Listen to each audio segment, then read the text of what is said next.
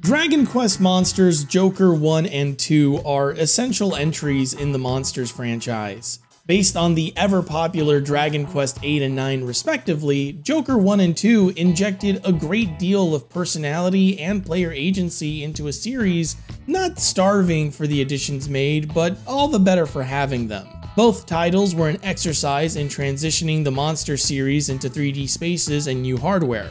Both layered new mechanics over existing features and revamped how other mechanics behaved in order to create a more skill-based gameplay loop. Both had a focus on consistent, purposeful player interaction based on constant decision-making. The term revolutionary would be appropriate. Yet, despite their massive contributions, Joker 1 and 2's tenure would be threatened. By the time Joker 2 released onto the Nintendo DS in 2010, a new Nintendo handheld was fast approaching. Suddenly, all those impressive feats Tosei and the Dragon Quest team had managed were soon to be yesterday's news. And unbeknownst to Western audiences, these sterling additions to the Monsters franchise would be the last entries in the series they'd see for another decade. The team had their new formula, they hit the ground running, but ironically, the future of Dragon Quest Monsters couldn't have been more uncertain given the upcoming hurdles they'd have to jump over. To make matters worse, Hori was preoccupied with another huge project taking precedence over the charming little spin-off series that could. Dragon Quest X was turning out to be an ambitious undertaking. In a segment on Iwata Asks, Hori admits that during the development of their next Monsters title, he deferred more and more to Taichi Inuzuka's judgment so he could focus on the MMO. Once again, we find this franchise in an interesting position. Hori's away, new hardware is on its way, and the next installment in this series needs to maintain popular sway. So the Dragon Quest Monsters team settles on a sweet idea. Now that Monsters has its footing, why not revisit the classics and see if we can't bring them forward into the modern age? And so Dragon Quest Monsters Terry's Wonderland 3D and Dragon Quest Monsters Iru and Luca's Marvelous Mysterious Key are born. Two complete remakes of the original Dragon Quest Monsters titles based on Joker 1 and 2 and done without sacrificing the identities of those originals.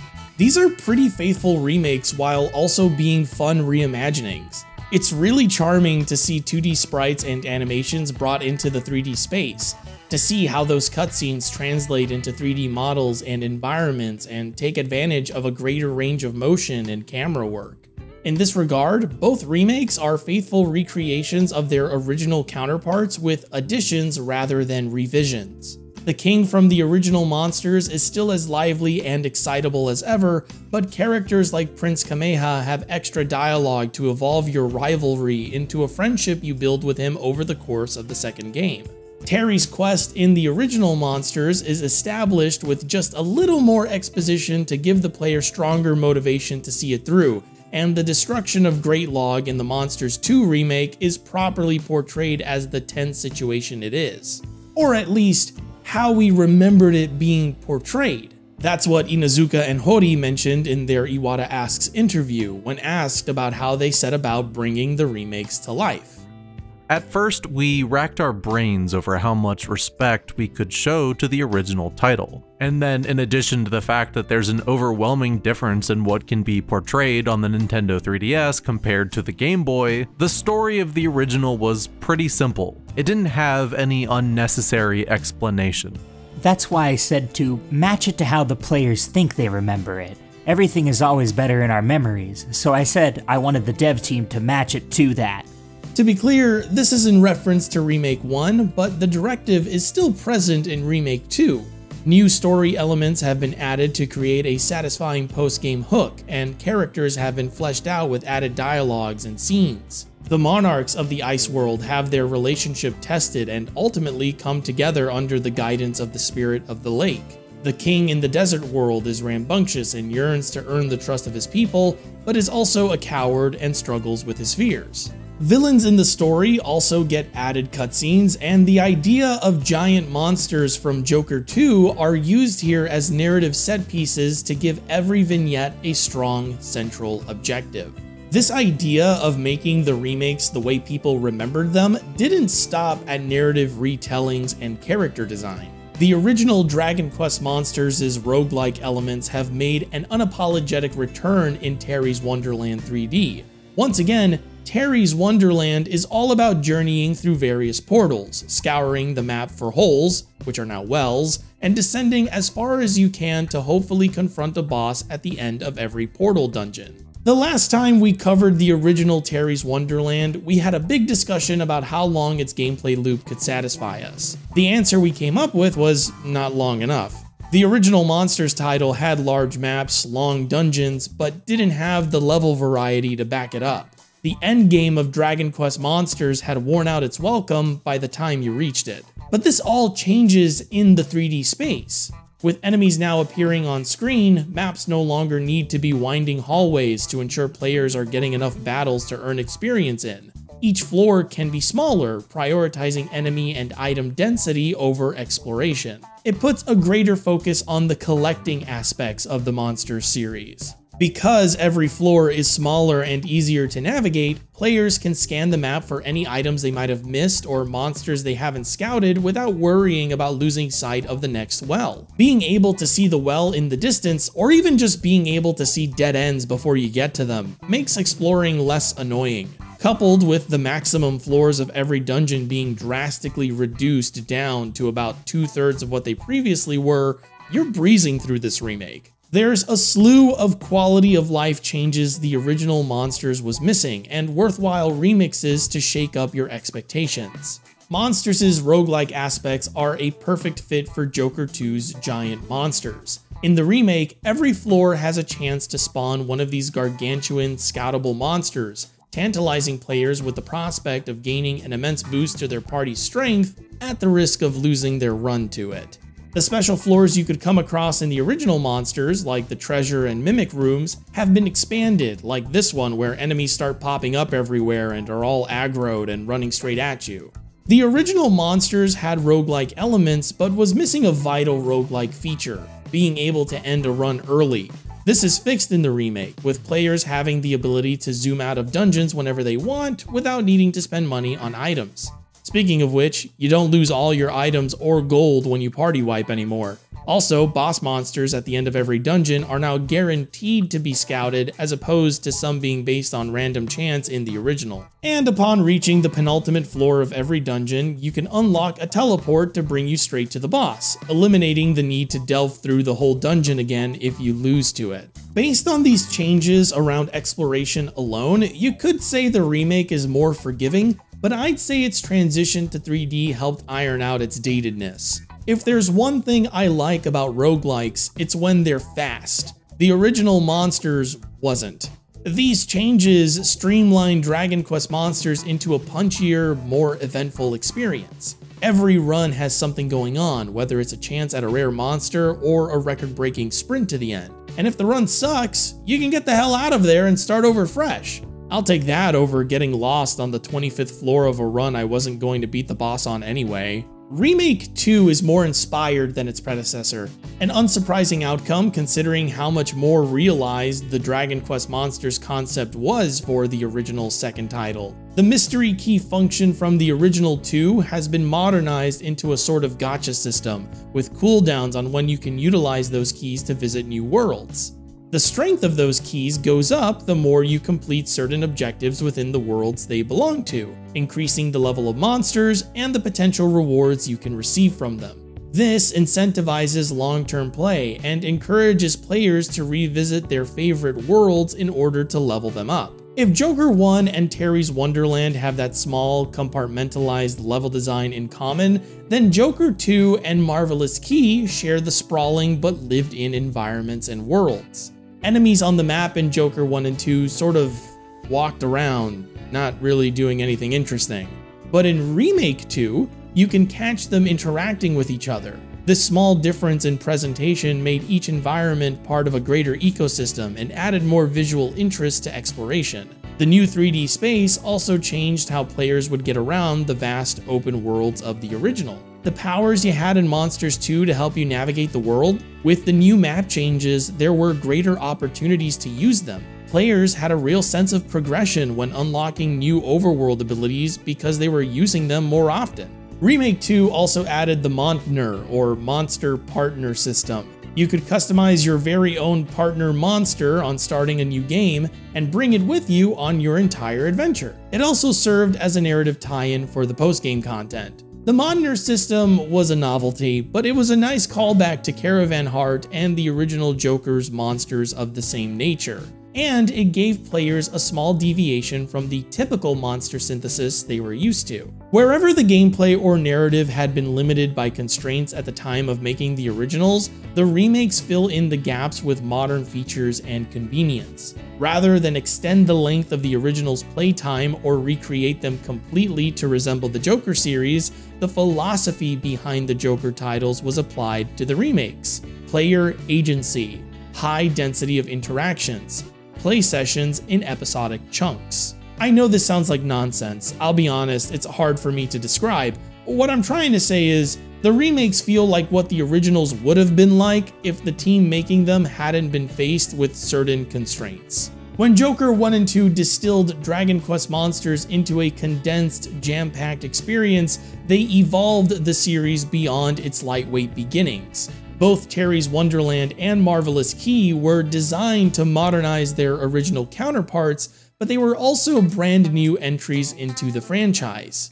The Dragon Quest Monsters team had to revisit old ideas while simultaneously exploring new ones under the pressure of following through with the powerhouse popularities of the previous titles. They ran headfirst at the challenge. Led by Inuzuka in Hori's absence, the remakes of 1 and 2 happened to be logical conclusions for where the Joker series would go mechanically. There's nothing better than when a sequel highlights the shortcomings of its predecessor, and the remakes do a spectacular job of showcasing Jokers. Even with an advanced synthesis system built around skill trees and a redo of how scouting works, battles in Joker 1 and 2 went about how you'd expect for a Dragon Quest title. A typical RPG combat scenario where the participants take their turns.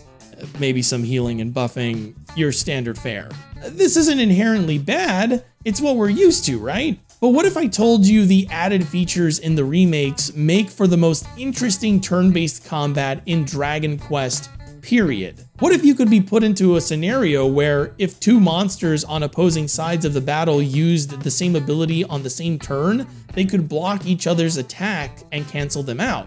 I call this clashing, and it's the first of a few pivotal changes to the monster's battle system. Clashing is a neat wrench thrown into your plans, but it can also benefit you if you know how to take advantage of it. It sucks to watch enemies negate your abilities, but it's invigorating to learn an enemy's moveset and then try to limit the kind of damage those enemies, especially bosses, can do. With clashing, it's possible to lock down an enemy's attacks to prevent damage to your party, something impossible to do in other Dragon Quests. But remember, Dragon Quest Monsters has multiplayer, and in multiplayer, this clashing effect has far-reaching strategies. Opposing players begin to play mind games with one another, trying to bait out certain abilities or force each other into stalemates to prevent the other player from gaining the advantages a certain move like Helm Splitter or Hatchet Man can provide. It's like a game of chicken, both players clashing over and over again until one of them swerves out of the way into a different strategy. Then there's tension triggers, twists of fate turning easy battles into hard ones or vice versa. Each monster family now has a different way of naturally building tension in battle. For instance, one monster family raises tension when enemies are healed, another raises tension when it receives stat buffs, and so on. For enemies, tension triggers will suddenly turn a tame situation into a terse one, as your actions can unintentionally create a powerful attack against you. But for your own monsters, these triggers can be manipulated to create powerful turns. Have a monster activate a tension trigger for another, and that psyched up monster can pull off some big damage on their next action. But the really cool part about tension triggers is what happens after you encounter one in battle, because now you're aware your strategy might actually be making the fight harder, and can adjust to circumvent the trigger in the first place. Again, in multiplayer, these tension triggers bring about a war of the minds. You can potentially lock your opponent out of healing or stat buffing by building a team that capitalizes on building tension when those actions are taken. Your opponent can do the same to you, and suddenly you have to weigh the pros and cons of taking specific actions at specific moments. Building your monster team around tension triggers and clashing effects. Customizing your roster to pinpoint common abilities and strategies you can turn against your opponent, and exploring lesser-known options to avoid those pitfalls yourself are what make the battles in the remakes so engrossing. There's room to experiment and metas to form and counter.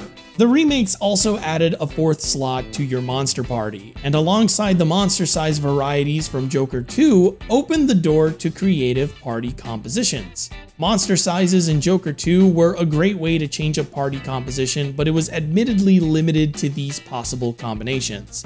3 small monsters, 1 medium and 1 small monster, or 1 large monster. It also wasn't the most popular of mechanics. Using a bigger monster with only 3 slots in your party meant losing a whole third of your potential HP, turns, abilities, etc.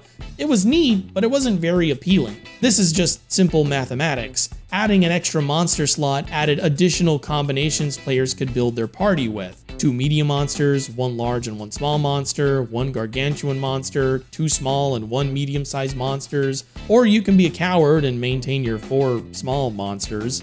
I'm kidding. But I'm serious when I say a 4th monster slot gave a ton of new variety to your monster team setups. At the very least, this extra slot meant players could play around with monster sizes without dramatically affecting their overall team composition. Again, even though this feels like a minor tweak, it opens up the remakes to provide more customization and synthesization. These changes give the remakes more dynamic battles. Plainly, more happens. There's twists and turns to the outcome of every round. Sometimes abilities clash and you have to rethink your angle of attack. Other times, monsters gain tension and their turns become more explosive. Suddenly, you need to stop and heal or reassess the situation. Your team was constantly changing in shape and size, and the strategy you were implementing would change alongside it. Keeping you busy is the name of the game, and they want to make sure there's always something you're up to, and the remakes added a lot of reactive mechanics to keep you on your toes. The remakes are a great picture of the series coming full circle. Old mechanics and gameplay loops being combined with modern quality of life and features creates a more cohesive experience. It's a moment where the series revisits its past with gifts of the future and elevates what was already good about the originals without having what was bad about them dragging behind. And if I may be so bold, I think they're the definitive way to experience the original Monsters games. Don't get me wrong, the originals are classics and I wouldn't dare besmirch them or tell you starting with those is a bad idea, but the remakes are super charming and so perfectly elevate the tone and identity of the originals. I don't think you're missing anything if you play the remakes instead. I think you have a lot to gain, actually. It's a shame they never saw a Western release. These are Japan exclusive titles. The Monsters series was in steady decline here in the West. After Joker 2, it seemed unlikely we'd be getting anything else, and up until recently, that certainly seemed to be the case. But that sucks, because these remakes are wonderful palate cleansers, not just for series veterans who'd become a little fatigued by the Joker series and Caravan Heart, but also for newcomers looking to try the series out. After this trip down memory lane, the Monsters series would hit a sort of plateau. They'd revolutionized the series and then revisited the classics with fresh eyes. What next? How do you top this? Where do you go from here in your next installment? What do you do with the next entry to wow players the same way you did with the remakes and Joker? The answer might surprise you. Next time on Questrospective.